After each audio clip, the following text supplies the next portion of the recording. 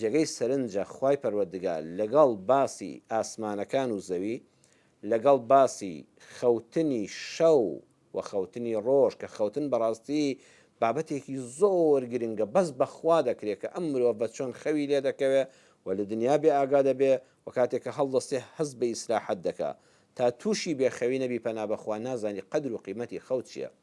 و پاشان ڕۆژگارێک کاتێک کە بە دەڕۆی بەدوی فەزلی خوای گەورەدا بەدەستی خاڵی ئێوارە بەدەستی پڕەوە دەگەڕێتەوە بۆ لای خێزانەکەت و ماڵ و منداڵەکەت قەدری مەعیشەت و ژیانی ڕۆژانەی خۆت دەزانی کە لە بێکاری ڕزگارت بووە. ئەمانە هەمووی بە دوویەکە هاتوون بە واوی عاتف، یعنی لە عاتفی حروفی عاتفی واو لە هەر شوێنێکا بوو، یعنی ئەم شتە وەکو یەک بە نرخن. نابێ شتێک بڵێ ئەم شتە وەکو ئەوەیە، بڵێ وەڵا ئۆتۆمبیلێک لەگەڵ کلێنسێکە ئەم دوانە بە دوویەکە نایەن. نرخی ئەم کلێنسەکە فڕێ دەدرێت لەگەڵ ئەو ئۆتۆمبیلێکە پێداویستی ژیانی مرۆڤە و بەدای چەند دەفتەر دۆلارە وەکو یەک نین. بۆیە ئەو شتانەی کە بە دوویەکا دێن بە واوی عاتف دەبەسترێنەوە بە یەکەوە دەبێت لە وەکو یەک گرنگ بن. وەیە خوای گەورە پێمان دەفەرمەیە ئەو ئەرزوو ئاسمانە چەندە گرنگە، ژیانی هاوسەریش ئەوەندە گرنگە. پشودانی شەو و ڕۆژ، کار و کەسابەتی ڕۆژ چەندە گرنگە، پرۆسی هاوسەرگیریش ئەوەندە گرنگە.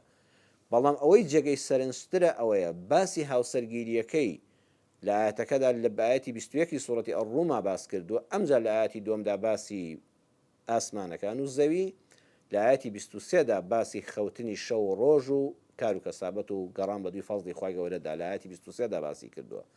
پێمان دەڵێ ئەم ئاەتەگەر جوان لیان ورد بێەوە لەم سێ ئاەتە دەرسی ژیان ئەوەیە. پێمان دەڵێ ئاسمانەکان و زەوی، خەوتنت، ئیسراحەت و پشودانت، کار و کەسابەتت ئەو کاتە خۆشە، ئەو کاتە سوود بە تۆ دەگەیەنێ، ئەو کاتە چێژی هەیە کە لەگەڵ هاوسەری ژیانتدا ئارام بی، ژیانێکی خۆشت هەبێ، بە یەکەوە دڵخۆش و شادمان بن. ئەینا بەخوا کاتێک کە ئینسان لەگەڵ هاوسەری ژیانیدا تەبا و پڕ لە خۆشەویستی نەبوو، ناکۆچی هەبوو، نەخەوەکەی ئیسراحەتە، نەکەسابەتەکەی ئاگالەیە و دڵی پێی خۆشە، ناگەر هەموو سەرەتی دنیای دەستکەوێ هەز بەبوون و ئەو مرتاحی دەکا، نە لەزەت لە بینینی ئاسمان دەکا، نە ئەم سەرزەویە بۆ ئەوەی بۆ ئەو دەشتە فراوانێ و سەرزەوی لێ تەنگ دەبێتەوە چونکە ناو ماڵەکەی خۆی تەنگە. بۆیە کاتێککە پێشینانمان دەڵێن نە پێڵاوی تەنگ نە خانەی بەجەنگ، تۆ ئەم سەرزەویە چەندە فراوان بێ، هەمووی فەڕش بێ، کوردواری لە فەرشی کاشان بێ، فەرشی ئاوریشم بێ، هەمووی چیمەن و گژوجیا بێ، بەڕێزان کاتێک کە تۆ پێڵاوەکەی قاچت تەنگ بوو، قاچی گوشی وا ناڕەحەتی کردی خەریکە پێڵاوی تەنگت لەوە چێ جەنابیشت لە پێ کردی بێ، بزانت چ ئازارێک بە قاچەکانت دەگەیەنێ. ئەم زەویە نەرمە، ئەو فەرشە، ئەو چیمەنە جوانە، ئەو گژوجیایە هیچی سوود بە تۆ ناگەیەنێت، چونکە ئەو پێڵاوەی کە لە قاچتی تێدایە زۆر تەنگە، تەنگەبەرێکە ئازاری بە تۆ گەیاندووە. هەموو فراوانی و نەرمی سەرزەوی سوودێک بە تۆ ناگەیەنێ.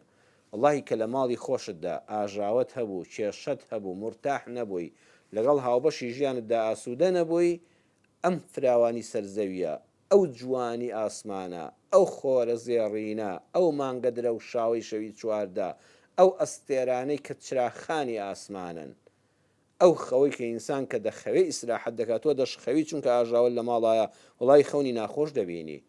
ئەو کار و کەسابەتەی چەند خۆشەکە دەڕووی بەدەستی پڕ دەگەڕێتەوەوانێ و دەستکەوتێکە دەستکەوت و حەز بە چێژەکانی ناکەی. خوا دەفەرمێ هەمووی بەیەکەوە بەندە.